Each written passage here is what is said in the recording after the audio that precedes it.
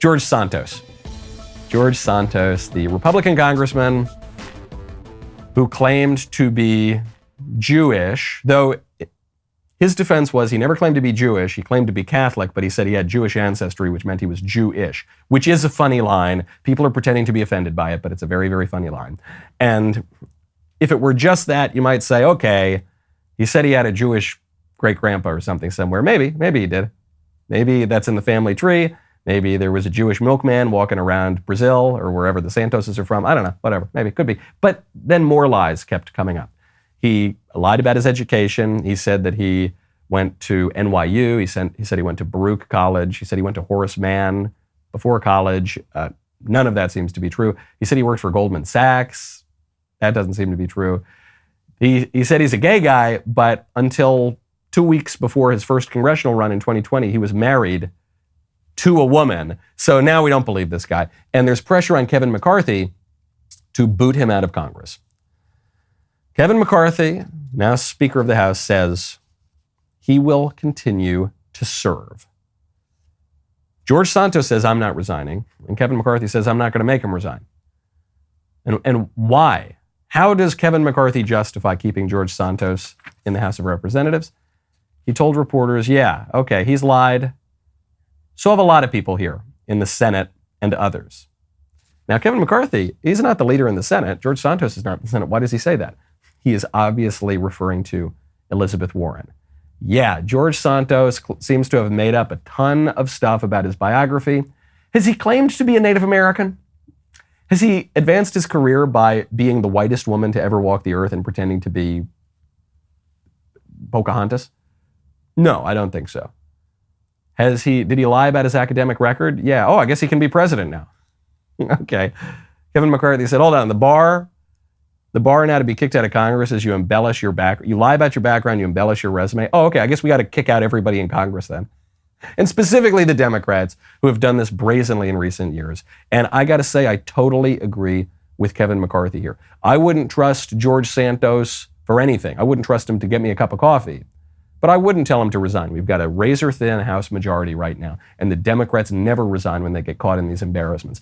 Tell you what, we'll make a deal. Once Elizabeth Warren resigns for pretending to be Sitting Bull, then George Santos can resign for lying about all of his background. Okay? And if that doesn't happen, then Congressman Santos, I hope you do a great job voting for good conservative principles and allowing the Republicans to keep their majority. Only 16% of Gen Zers love America. This, according to a new Morning Consult survey released this week, shows that when asked about how they view living in their country, Gen Z adults had extremely low opinions of the United States. While 52% of all U.S. adults said they were proud to live in America, only 16% of Gen Z agreed. Compare this with the boomers. Almost 3 out of every 4 boomers say that they love America, proud to live in America. More than half of Gen Xers, 54%, say they love America. Even the millennials, who basically hate America, say that they're proud of their country, love their country. And then just 1 in 6, less than 1 in 6 Zoomers say that they love their country. I am not surprised at all. Not merely because the youths these days, those youths, they don't know how good they got it. When I was a kid, I trudged uphill both ways in the snow and the sleet and the fire and the brimstone. These kids, they're so soft. They don't know. It's not just that. The reason that I'm not surprised at all that Gen Z doesn't love their country is that nobody is really defending the country as a country. We know that the libs hate America. We know that the libs say that America is an evil, racist, sexist, thisist, thatist, phobic place that's always been oppressive and terrible to all sorts of people, and we've got to topple the statues of our forebears, and we should shred the Constitution, and we should start over because of how terrible this place is. So there you go, right off basically half of Gen Z right there.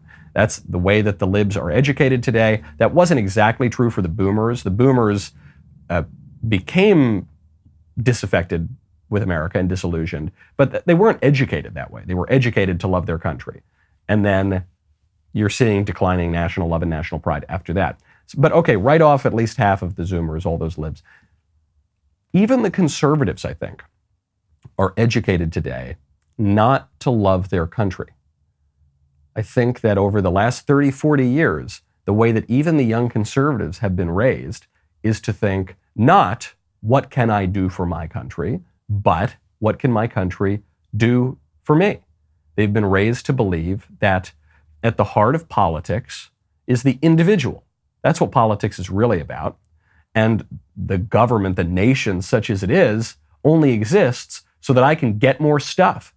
The whole point of the government, the reason those founding fathers and framers of the Constitution went through all that trouble was just to set up a system where the government doesn't mean anything and the nation has no unified purpose and there's no such thing as the common good. That's commie talk if you ask me. And the whole reason the thing exists is just to get people to leave me alone and get off my lawn and let me keep my money. That's what government's for. That's what the polity representing the whole nation is for.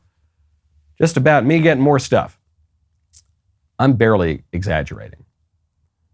So, okay, you got the libs naturally hate their country and they want to erase the borders and erase any sense of natural inheritance or identity. But you got the conservatives basically neglecting national identity and being raised in a fanatically small government, borderline anarchistic kind of ideology that even if it is not put in practice, does go into the minds of the young people who have been raised in it.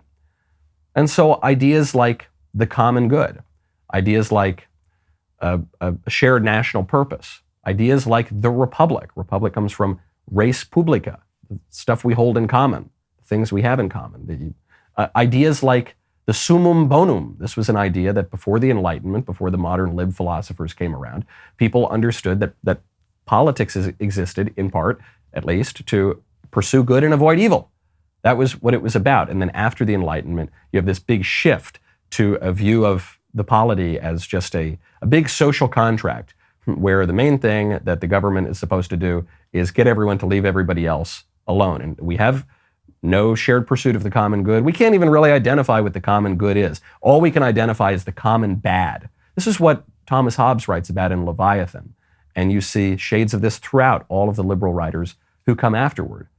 Who knows what's good? You know, what you say is good, maybe I don't think is good. But we do know what's bad. And what's bad is when you take my property. And so as a result of that, we've got to just have a government that protects certain basically material rights. And then all that virtue stuff that goes out the window. Okay, well, if you're going to throw all that virtue stuff out the window, people aren't going to love their country.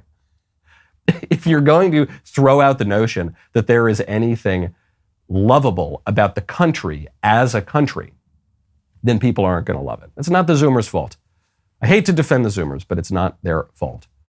Become a member today. Use code Knowles, K-N-O-W-L-E-S, at checkout for 2 months free on a all-access plan. Any Daily Wire plan you want. dailywire.com/Knowles. Use code Knowles at checkout.